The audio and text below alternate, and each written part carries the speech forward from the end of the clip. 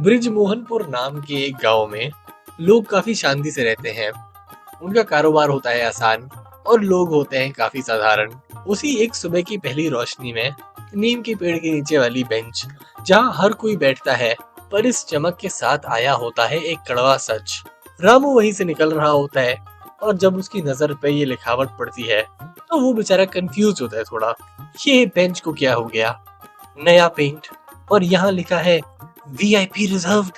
अच्छा लग रहा है ना? नई बेंच नए लोगों के लिए। पर पर ये बेंच तो सब लोगों के लिए थी। हर शाम हम सब यहाँ बैठा करते थे। मास्टर जी ने यहीं पे पाठशाला शुरू की थी। अब नहीं बैठोगे। तुम जैसे लोग सिर्फ मिट्टी लाते हैं यहाँ पे। बेंच का नया पेंट खराब कर दोगे अपने पसीने और धूल से। क्या मिट्टी क्या पसीना, हम लोग तो मेहनत से जीते हैं। ये जगह तो सबके लिए बनी है ब्रिजलाल भाई। यहाँ सब बैठना छोड़ो, ये सब बातें छोड़ो रामू।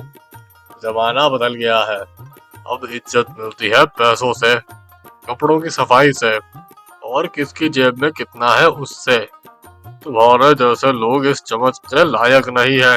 लेकिन ये तो गांव का चौक है, इस पे सबका हक है। गांव की बातें तो मैंने कब की छोड़ दी है। अब जो यहाँ पैसा लगाएगा वही इसका असली हकदार है, वही है इस बेंच का मालिक। और तुम तो बस यहाँ से चलते बनो। ना तुम्हारे पास इस बेंच पे बैठने के ढंग के कपड़े हैं और ना ही इस बेंच पे बैठने के ढंग के पैसे। तो तुम यहाँ से निकल ही जाओ तो बेहतर रहेगा। पर ये कितनी गलत बात है। बेंच तो हर किसी का हक है, उस पे बैठने से आप किसी को कैसे मना कर सकते हो?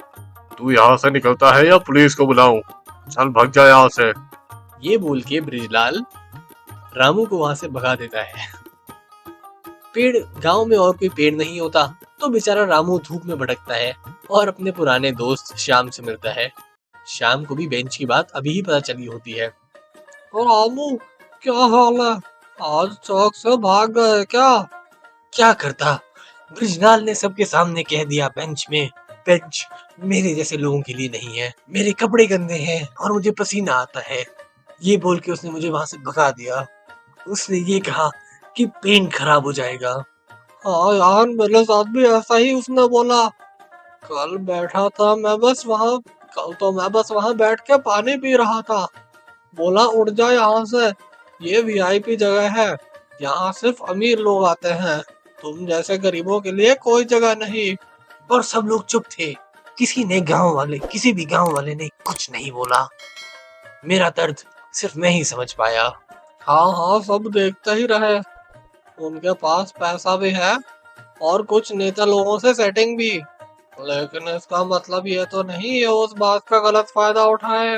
अब आखिर हम भी बेचारे क्या ही कर सकते हैं, हमारे पास तो ये है ही नहीं। क्या करें? उनकी बातें सुन के लगता है जैसे हम इंसान नहीं जानवर हो। तुम बताओ श्याम, हम इंसान है या जानवर?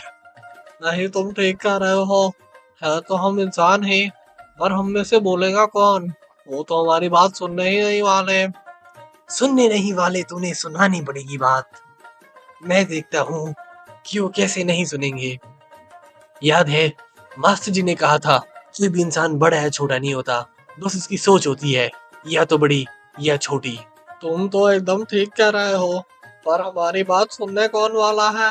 हमारी बात कोई भी नहीं मानेगा। देखो तुम, एक एक करके सबको कैसे मैं मनाता हूँ। तुम ये बताओ, तुम साथ दोगे कि नहीं? अरे हमेशा दूंगा भाई, तुम जैसा बोलोगे वैसा ही तुम्हारा साथ दूंगा, पर उसके लिए हमें कुछ करना भी तो पड़ेगा। है तुम्हारे पास कोई प्लान? अरे तुम देखते जाओ कैसे मैं बनाता हूँ परफेक्ट प्लान। ये बोल के रामू वहां से चला तो जाता है, पर उसके दिमाग में एक खुफिया प्लान बन ही रहा होता है धीरे धीरे।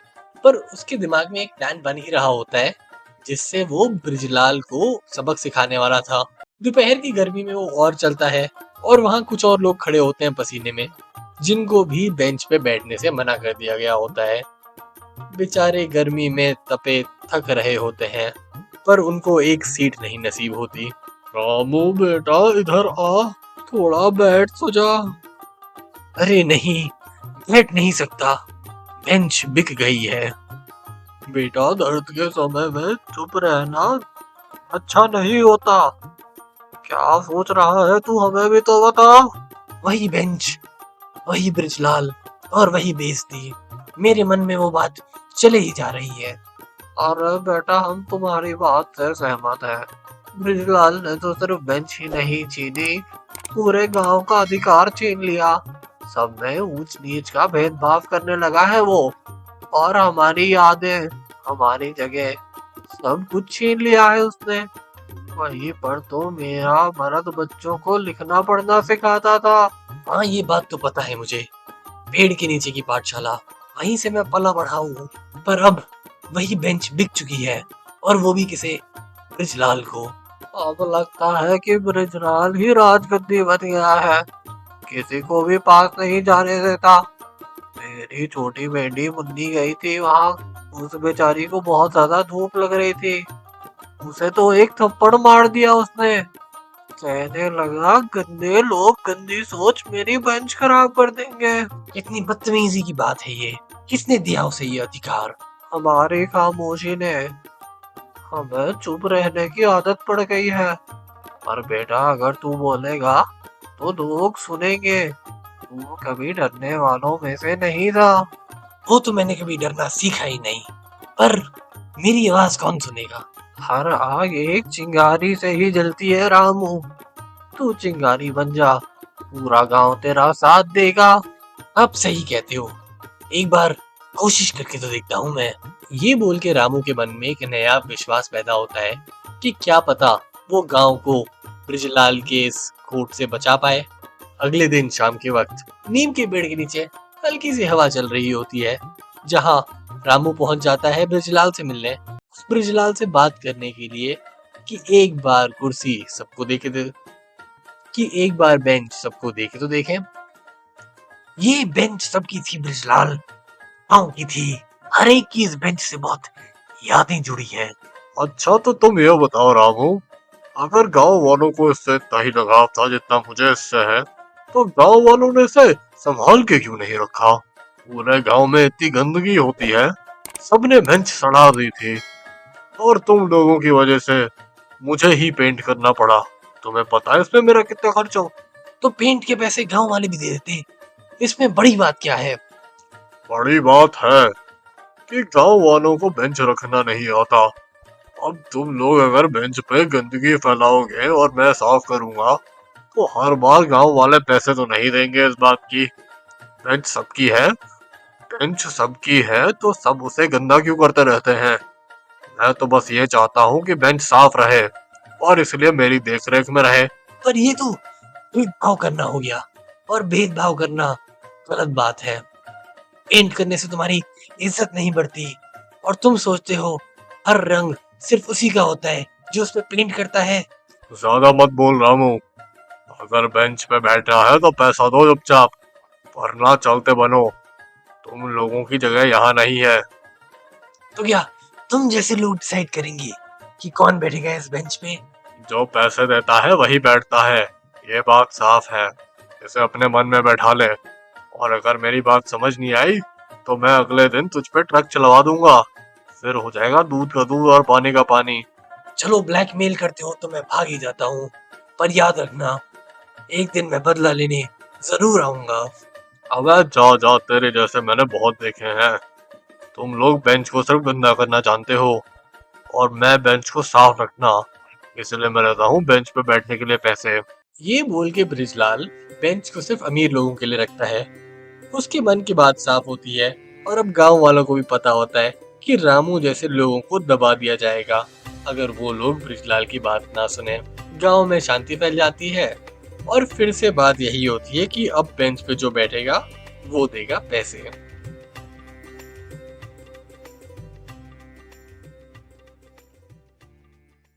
गोपालपुर नाम की एक बस्ती होती है, जहाँ के लोग थोड़े गरीब होते हैं और उनको पैसों की होती है हमेशा कमी। उसी बस्ती में एक राशन की दुकान होती है, जहाँ दोपहर की धूप में भीड़ लगी होती है।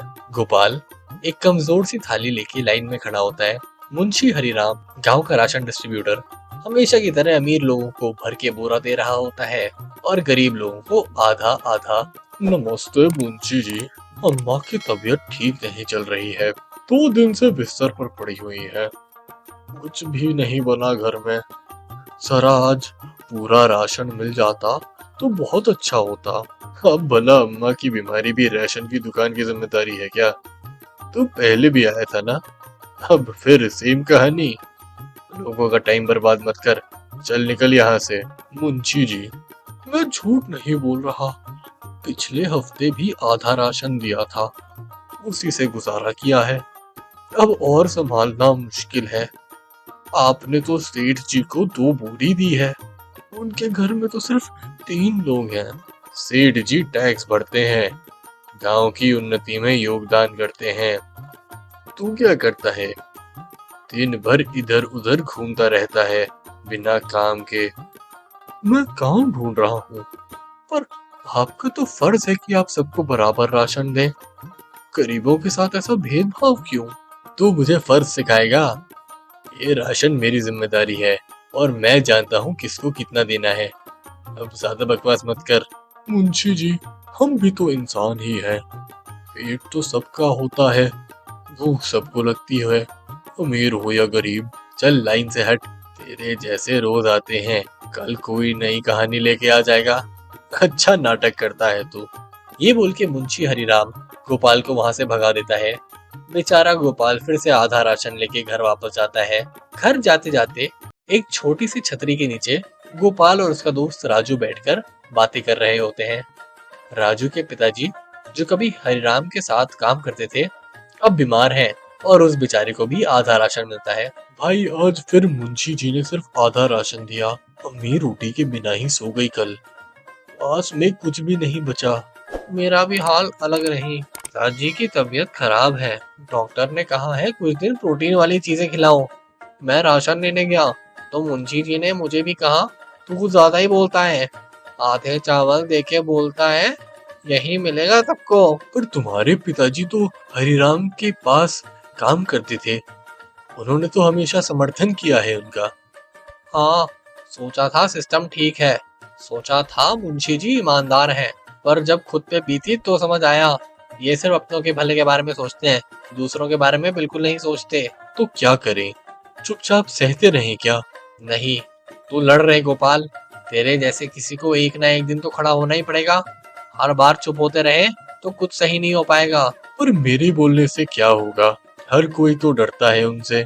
शायद कुछ ना हो, पर कम से कम सच बोलने से बात तो बढ़ेगी। तू एक काम कर, डर मत और तू जाके बोल ही दे। सही कह रहा है यार तू। कब तक सहेंगे हम ऐसे? गांव में हर किसी के पास पहले पूरा राशन आता था और अब देख आधे राशन पे जी रहे हैं। क्या पता यही करने से तेरा सही वक्त आ जाए।